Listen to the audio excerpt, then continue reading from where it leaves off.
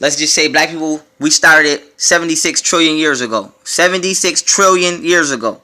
Now in the Bible it says, God created the earth and the heavens in 6 days, and on the seventh day he rested. Those 6 days are symbolic to trillions of years. So the first day would be 1,000,000,000,000 years. The second day would be 2,000,000,000,000 years. The third day would be 3,000,000,000,000 years. The fourth day, 4,000,000,000,000 years, and so on and so forth, till you get to 6,000,000,000,000 years.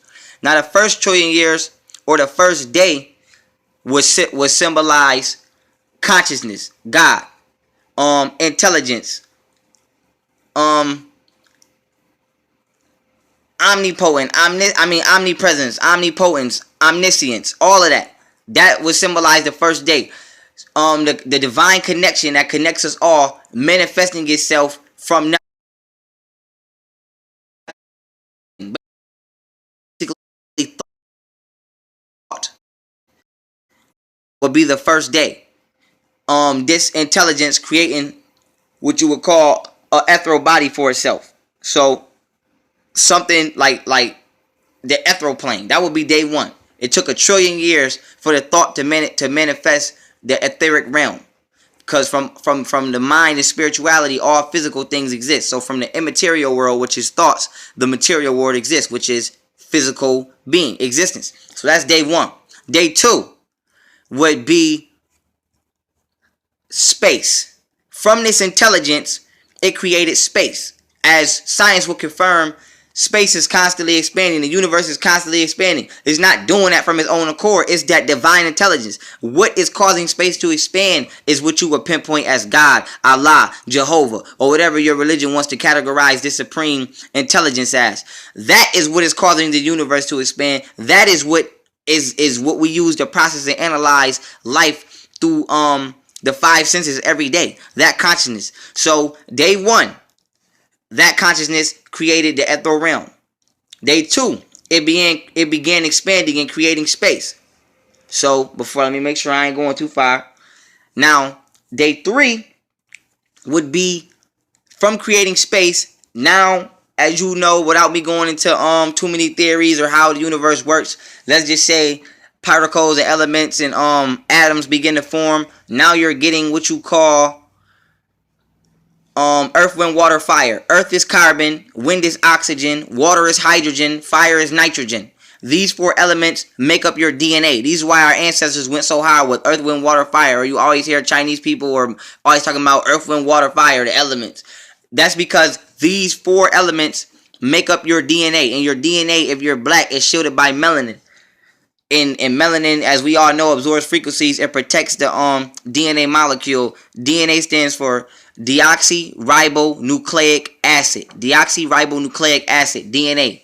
So now we had 3 trillion years. Now this intelligence, which is God, has formed the ethereal body. Day one. Day two, it started expanding, creating space. Day three, within this space, it started creating the physical realm using the four elements, earth, wind, water, and fire. Day four, let me make sure I ain't going too far. Day four, now using atoms and elements, now it expands and it creates the sun. Now the sun, as we all know, gives off photon rays, it charges particles, it gives off gases, and it creates planets. So now you have day one, ethereal being. Day two, space is expanding. Day three, you have earth, wind, water, fire elements conjuring up. Day four, the sun.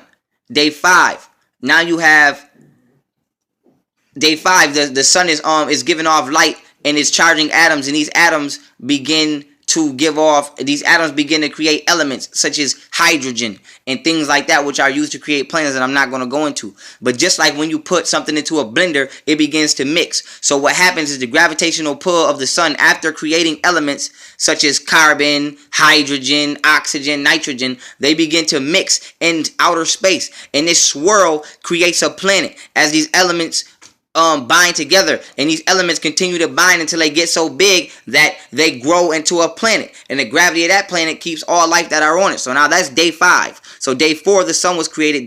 That's 1 trillion years. Now we have 4 trillion years. Now day 5 trillion years, planets and everything are manifest within the universe. Now on the 6th day, when they say God rested, now this ethereal spirit which was day 1, now condenses. Like I told you in my other video, melanin is condensed light. It condenses into a physical being, which is a black man. Because when you condense light, it makes melanin, and we know that melanin is black. So we don't have to keep arguing about who is the original man and who is God on the planet Earth. Science tells us this. So now those are the first 6 days. Day 1, 2, 3, 4, 5, 6. 1 trillion, 2 trillion, 3 trillion, 4 trillion, 5 trillion, 6 trillion. So now you got the thought that 1 trillion years, 2 trillion years, space is being created. 3 trillion years, earth, wind, water, fire, elements in DNA start to be formed. And at 3 trillion years, I want to say that that's important because science will prove that the first cell ever in existence did not originate on the planet Earth. It originated in the universe or on an interstellar existence. As science will confirm, it's called a prokaryotic cell, which was the first cell in existence, and this cell evolved and eventually became a black man. You can look it up. The first cell did not exist on the planet. It existed and created itself within the universe, the same place where you see stars at. So now that's what the Bible means by God created heaven and the earth in the 6 days, and on the 7th day he rested. So now, hold on, let me make sure I ain't skip nothing. Make sure I ain't going too far. So now these beings who were just etheric beings who condensed into melanated beings or black beings, whatever you want to call them. I refer to them as the Anunnaki. These beings, of course, possess divine intelligence because they're still directly connected with the all, like we could be today if we weren't distracted by religions and other things. So now these beings travel through the universe, blase, blase, blase, blah, blah. Let's skip another trillion years. So we started at 76 trillion years, right? It took 6 trillion years for these beings to manifest themselves. So now we have 70 trillion years. Now let's go skip another 4 trillion years. Now we have 66 trillion years. 66 trillion years ago, on what you call the mothership or Planet X, which is really Nibiru, which is really a ship. It's a spaceship, and I'll go into that later. It crashed into a planet, and it also crashed into planet Earth. And in doing so, it projected the moon from the planet Earth. The ocean is really the crater where the moon used to be. It's like a cavity in the earth. And that's why if you look at the moon, like if you look at a lake sits still. The moon doesn't really pull on the lake. It pulls on the ocean because it's trying to get back to where it once was. That's why the moon creates waves, and the moon influences the water of the ocean. If you put a cup outside, a cup of water outside, the moon not really gonna pull on the water in the cup, but it constantly pulls on the ocean because it's trying to get back to where it used to be. So 66 trillion years, the moon was blue from the planet Earth. They've actually found gunpowder on the moon. Not today type of gunpowder that you use, but powder to indicate that it was some type of explosion. And when you look in the science book, it says, oh, scientists believe that some type of explosion happened to cause the moon to leave the earth, but they're not really sure, because you know white people are never really sure about anything that they know and don't want you to know. So now let me make sure I'm going in order. So now these beings live or what you would say made their home in the 19th galaxy, which is Orion's belt. So you can treat, let's just say Orion's belt is like a sign, like you're driving on a highway, and let's say you wanted to go to the mall and it said get off here. Orion's belt is just like a map in the sky that says get off here to go to the Orion's belt. And this is why the pyramids are lined up exactly 33 degrees latitude and longitude with Orion's belt, because they're like beacons when you land on the earth to let you know where you are. The latitude and longitude lines of the earth are just address points for UFOs when they fly, to know where they are on the earth and navigate. And some people call them dragon lines, key lines, ley lines, but they're just, not only do they give off certain energies as depending on where you are on the planet earth, they also are like how your car got navigation, they can tell you where you are. Well, those are how UFOs navigate and know exactly where they are on the planet earth. But continuing on, a war went on in the 19th galaxy on the Anunnaki home planet, our ancestors' home planet, which is called Planet Risk, and the ozone layer was damaged and almost destroyed, so they needed the element of gold in order to restore it. So they started searching the universe, and they came here to the 18th galaxy where we are today on the planet Earth. And as you can see, Africa is highly abundant of gold and all kind of jewelry, so they started mining for the gold. But what they did was they said, we're not going to mine for this gold, we're just going to create a people who can do this for us, who can help us do this, and in return we're gonna teach them the sciences of the universe. This is where the African race comes in. Because now, hold on, let me make sure I'm not going too far. Now, what they did was, before I even come up to date, dinosaurs. What they did was they needed to secure the planet. And before people get ready to watch this video and you feel like dinosaurs ain't real, I used to feel the same way until I did my research. Dinosaurs were most definitely real.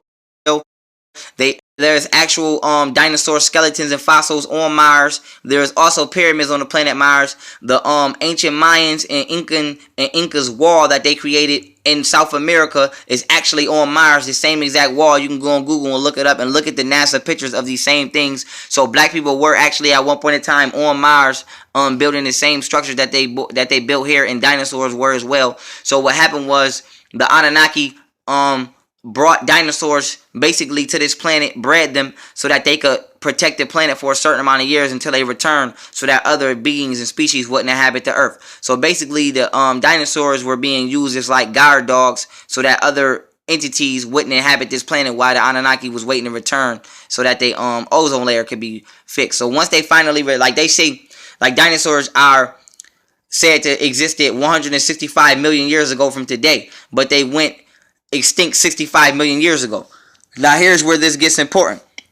Make sure I'm not going too far. Now here's where this gets important, because Anunnaki comes back, they extinct the dinosaurs, they destroyed them. Didn't no coincidental meteor just hit. It was a planned execution so that human life could take place. Now black humans specifically actually were created and coexisted with dinosaurs. Before I go into the facts, I mean these anthropological facts and comparisons, you can go right now on Google and look it up. They have volcanic ashes that have footprints in them right next to dinosaur fossils and bones, that they found in volcano ash, that proves that man walked right alongside dinosaurs. Now with that being said, now it says dinosaurs went extinct 65 million years ago. But according to anthropology, human evolution, what they call the Cretaceous period, I don't know if I'm saying it right, but it's spelled Cretaceous. Go look it up. That period, the Cretaceous period, or Cretaceous period, however you say it, says the first man emerged from primates 85 million years ago.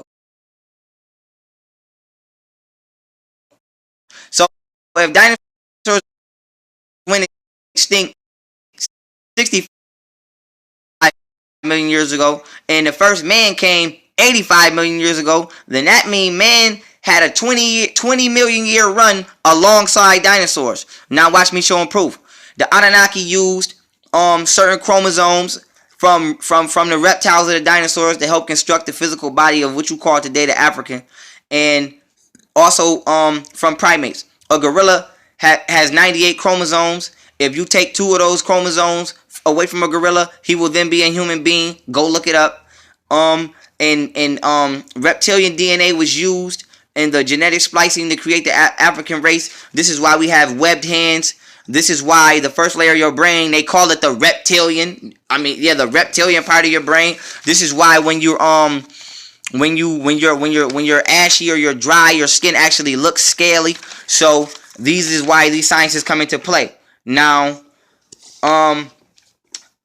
study anthropology, look at the evolutions of the Homo species and how we were genetically being engineered and geared.